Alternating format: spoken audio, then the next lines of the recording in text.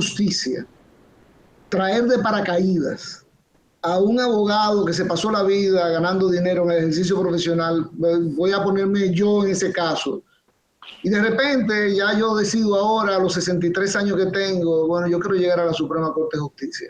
¿Y qué méritos yo he acumulado dentro del sistema de justicia para dejar de lado a un juez de corte de apelación, por ejemplo, que tiene 40 años de práctica judicial y que quiere llegar a la Suprema, igual que yo, pero él tiene los méritos dentro de la carrera judicial que yo no tengo? Entonces, por eso es un incentivo a la carrera judicial que solamente jueces de carrera puedan llegar a la Suprema, y de paso, eso le cierra la puerta al linaje político. Militantes políticos, partidarios. Correcto. Y eso una pregunta, así como viendo el panorama. Siempre hemos dicho que las democracias, al menos de este tipo, se sustentan en la estructura de partidos. Yo creo que los partidos mismos se han buscado la realidad de que se hayan satanizado porque perdieron sus ideologías. Para partir de ahí, ya el PRM es igual que el PLD y el PLD igual que el Fuerza del Pueblo, y todos son iguales porque no tienen una ideología. Y tú ves partidos que deberían estar contrarios por ejemplo, a las 3 causales, y las aprueban porque políticamente y coyunturalmente les aporta. Y así, cosas de esas, de absurdo, por poner solo un ejemplo. Y digo absurdo porque las ideologías te enmarcan en un pensamiento, y usted no puede ir a militar un partido porque sea un club del club naco. No, porque hay una ideología y esa es la que usted va a representar después allí como legislador. Por eso vienen las contradicciones después, y por eso no prospera un código penal, porque están en el mismo partido y supuestamente deben tener la misma ideología, y al final piensan diferente y no se ponen de acuerdo.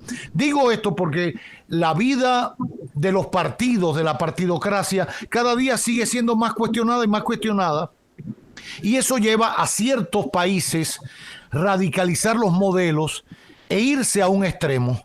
Y aparecen figuras rarísimas como un Donald Trump que se enganchó en el Partido Republicano porque era un disparate, y ahí llegó a la presidencia, y ya sabemos. O un Bolsonaro en Brasil, por llamarlo a la derecha, pero ocurre también en la izquierda, que han aparecido ciertas figuras que lastran la vida democrática de los países latinoamericanos y también europeos, de cualquier otro continente. Digo esto porque si empezamos a lastrar la vida partidista o la militancia, que es una carga más que un mérito, cada día la gente de peso y de importancia no va a querer militar en los partidos. Porque si mi condición para llegar a juez de la Suprema es no militar en un partido, no, yo milito, yo quiero ser juez de la Suprema, pues a la basura la vida partidaria. Pero es que la democracia se sustenta en la vida de partido. Entonces, ¿cómo podemos equilibrar eso para que militar en un partido, tener ideología, no sea un pecado, no sea óbice para que usted pueda aspirar a una posición donde tenga respeto, donde su mérito cuente, pero que su militancia e ideología no sea un lastre?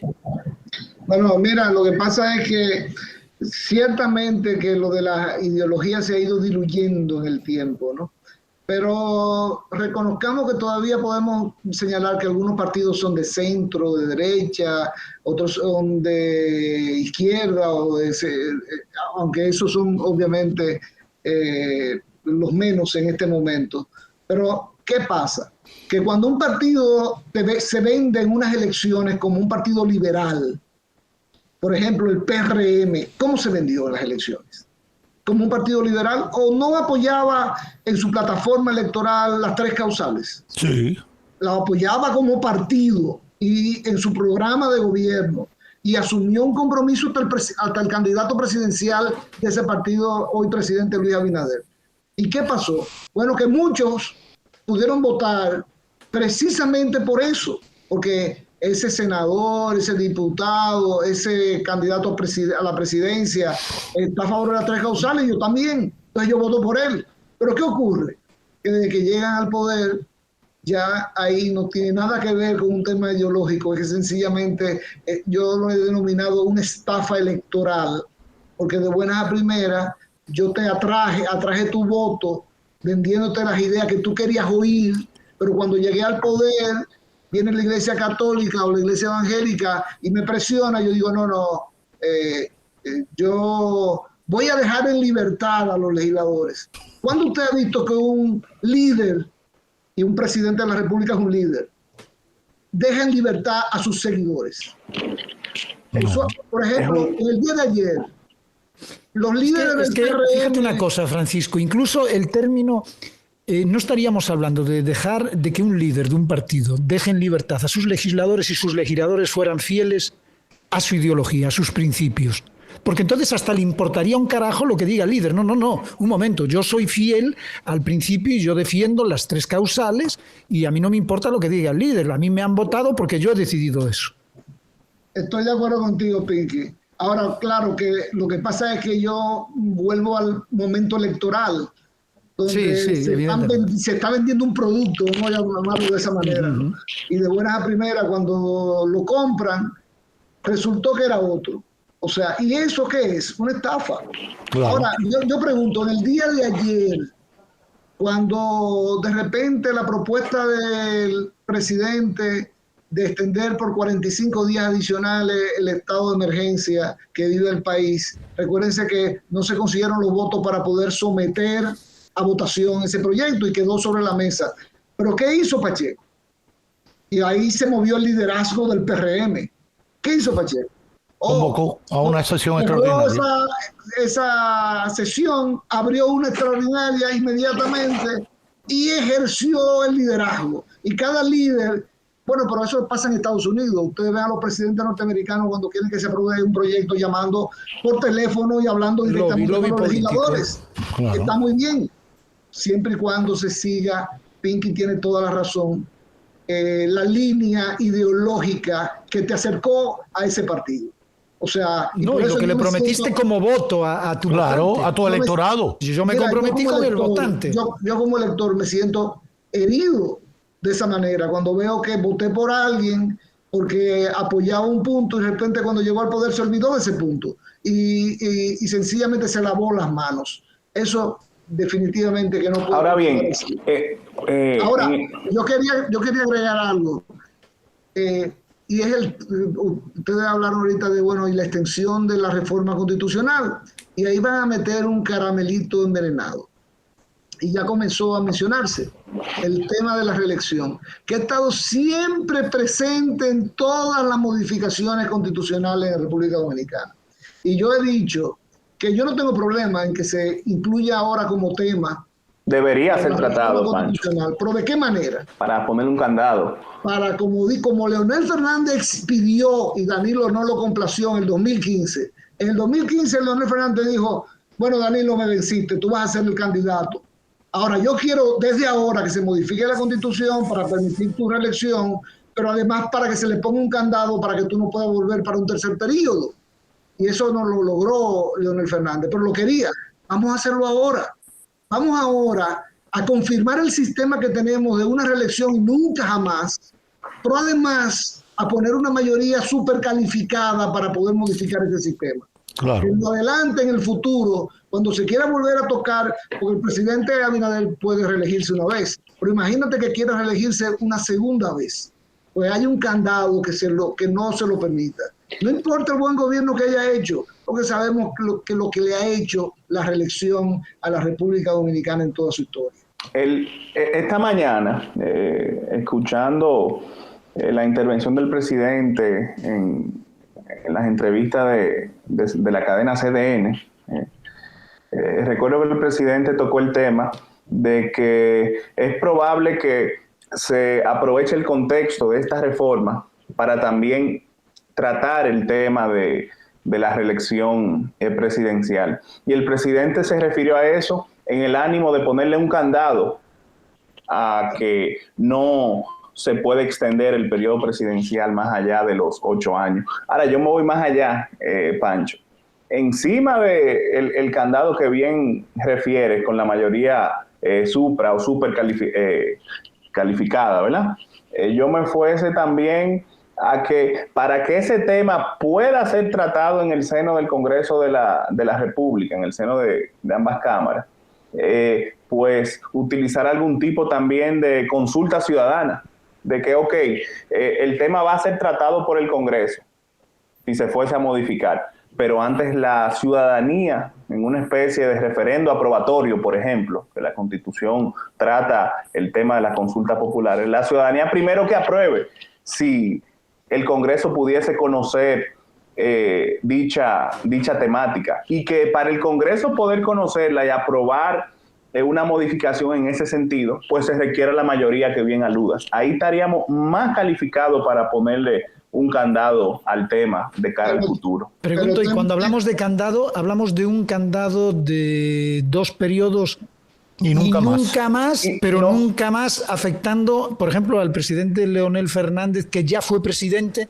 y ya no podría volver a presidir? Yo me refiero en cuanto al tema de la modificación de esos aspectos en la Constitución, de cuáles serían los requisitos para que se puedan modificar. Ahí el profesor Fernández le diría, bueno, la ley afecta hacia adelante, no puede afectar hacia atrás, entonces no me pueden contar lo de atrás porque es para adelante. Y el presidente Danilo Medina va a decir, entonces yo voy a ser el único que no va a poder, porque Hipólito podría, Leonel podría, Abinader podría, y él es el único. Yo estoy de acuerdo con que se deje como está, y eso implica que ya Danilo no podría volver. Claro. Pero implica que Leonel podría ir en la próxima Leonel elección. puede, lamentable o afortunadamente puede. Bueno, porque lo mejor es no hacer mucho ruido. Ahora, ¿qué pasa? Que la gran preocupación que tiene Leonel Fernández, y por eso ustedes verán que su crítica a una reforma constitucional que ya externó en su discurso del lunes se va a ir incrementando y todos sus seguidores van a entrarle a la reforma constitucional. ¿Ustedes saben por qué?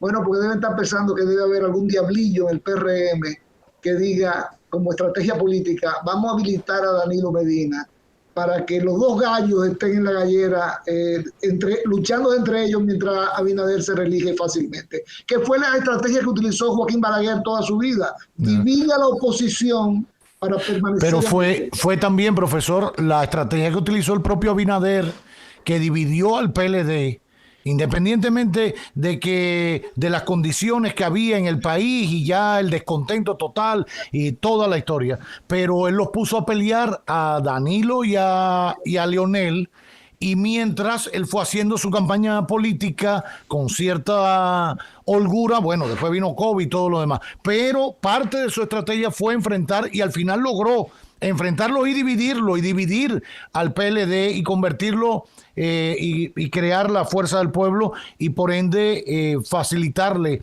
a él su triunfo. Hay que ver qué pasa entonces con todo esto.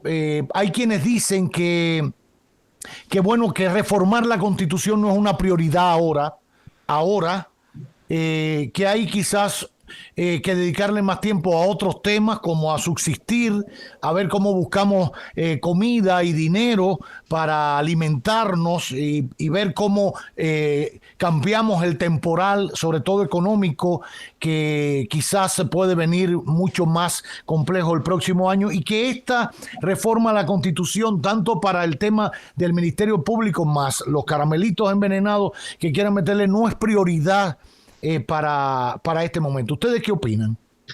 Yo creo que nunca va a haber un tiempo oportuno para una reforma constitucional que consume las energías del Congreso Nacional. Y no es que yo esté muy preocupado porque el Congreso se concentre ahora en la reforma constitucional, porque lamentablemente los electores vamos a tener que revisar qué fue lo que hicimos en las elecciones congresuales pasadas, porque el Congreso Nacional no le está yendo bien en sentido general. Ahí vamos a tener que revisar qué hicimos los electores en ese aspecto.